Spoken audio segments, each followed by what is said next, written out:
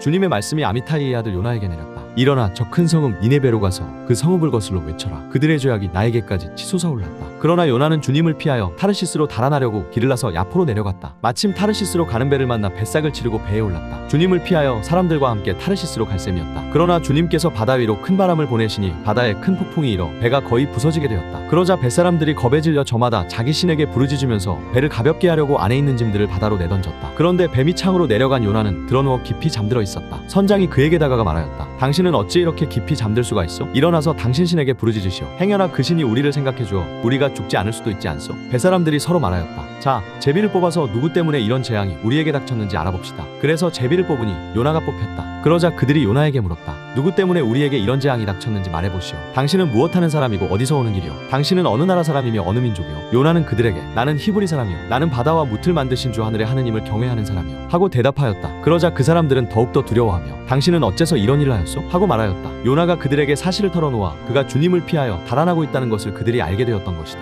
바다가 점점 더 거칠어지자 그들이 요나에게 물었다. 우리가 당신을 어떻게 해야 바다가 잔잔해지겠소? 요나가 그들에게 대답하였다. 나를 들어 바다에 내던지시오. 그러면 바다가 잔잔해질 것이오. 이 큰 폭풍이 당신들에게 들이닥친 것이 나 때문이라는 것을 나도 알고 있어. 사람들은 무트로 되돌아가려고 힘껏 노를 저었으나 바다가 점점 더 거칠어져 어쩔 수가 없었다. 그러자 그들이 주님께 부르짖었다. 아 주님, 이 사람의 목숨을 희생시킨다고 부디 저희를 멸하지는 마십시오. 주님, 당신께서는 뜻하신 대로 이 일을 하셨으니 저희에게 살인죄를 지우지 말아주십시오. 그러고 나서 그들이 요나를 들어 바다에 내던지자 성남바다가 잔잔해졌다. 사람들은 주님을 더욱더 두려워하며 주님께 희생제물을 바치고 서원을 하였다. 주님께서는 큰 물고기를 시켜 요나를 삼키게 하셨다. 요나는 사흘 낮과 사흘 밤을 그 물고기 뱃속에 있었다. 물고기 뱃속에서 요나는 주 그의 하느님께 기도드리며 이렇게 아뢰었다. 제가 공궁 속에서 주님을 불렀더니 주님께서 저에게 응답해 주셨습니다. 저승의 뱃속에서 제가 부르짖었더니 당신께서 저희 소리를 들어주셨습니다. 당신께서 바닷속 깊은 곳에 저를 던지시니 큰 물이 저를 에워싸고 당신의 그 모든 파도와 물결이 제 위를 지나갔습니다. 그래서 제가 이렇게 아뢰었습니다. 당신의 눈앞에서 쫓겨난 이 몸, 이제 제가 어찌 당신의 거룩한 성전을 다시 바라볼 수 있겠습니까? 물이 저의 목까지 차오르고 심연이 저를 에워쌌으며 바닷말이 제 머리를 휘감았습니다. 저는 산의 뿌리까지 내려가고 땅은 빗장을 내려 저를 영원히 가두려 하였습니다.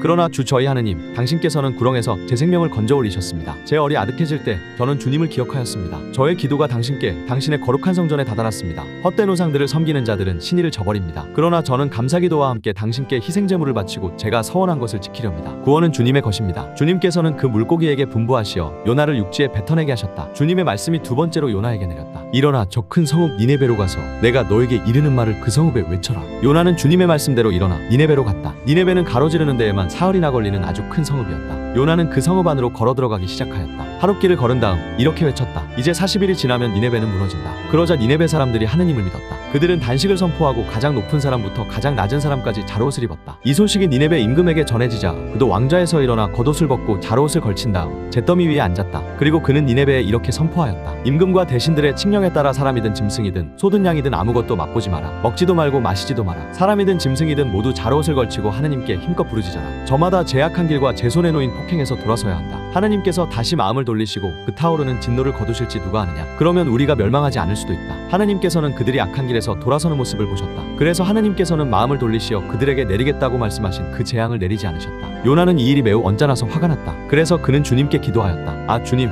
제가 고향에 있을 때 이미 일이 이렇게 되리라고 말씀드리지 않았습니까? 그래서 저는 서둘러 타르시스로 달아났습니다. 저는 당신께서 자비하시고 너그러우신 하느님이시며 분노에 더디시고 자애가 크시며 벌하시다가도 쉬이 마음을 돌리시는 분이시라는 것을 알고 있었습니다. 이제 주님, 제발 저희 목숨을 거두어 주십시오. 이렇게 사느니 죽는 것이 낫겠습니다. 주님께서 내가 화를 내는 것이 옳으냐 하고 말씀하셨다. 요나는 그 성읍에서 나와 성읍 동쪽에 가서 자리를 잡았다. 거기에 초막을 짓고 그 그늘 아래 앉아 성읍에 무슨 일이 일어나는지 보려고 하였다. 주 하느님께서는 아주까리 하나를 마련하시어 요나 위로 자라오르게 하셨다. 그러자 아주까리가 요나 머리 위로 그늘을 들이워 그를 고통스러운 더위에서 구해주었다. 요나는 그 아주까리 덕분에 기분이 아주 좋았다. 그런데 이튿날 동이틀 무렵 하느님께서 벌레 하나를 마련하시어 아주까리를 쏠게 하시니 아주까리가 시들어버렸다. 해가 떠오르자 하느님께서 뜨거운 동풍을 보내셨다. 거기에다 해가 요나의 머리 위로 내리쬐니 요나는 기절할 지경이 되어 죽기를 자청하면서 말하였다. 이렇게 사느니 죽는 것이 낫겠습니다. 그러자 하느님께서 요나에게 물으셨다. 아주까리 때문에 내가 화를 내는 것이 옳으냐? 그가 옳다뿐입니까? 화가 나서 죽을 지경입니다. 하고 대답하니 주님께서 이렇게 말씀하셨다. 너는 내가 수고하지도 않고 키우지도 않았으며 하룻밤 사이에 자랐다가 하룻밤 사이에 죽어버린 이 아주까리를 그토록 동정하는구나. 그런데 하물며 오른쪽과 왼쪽을 가릴 줄도 모르는 사람이 12만 명이나 있고 또 수많은 짐승이 있는 이 커다란 성읍 니네베를 내가 어찌 동정하지 않을 수 있겠느냐.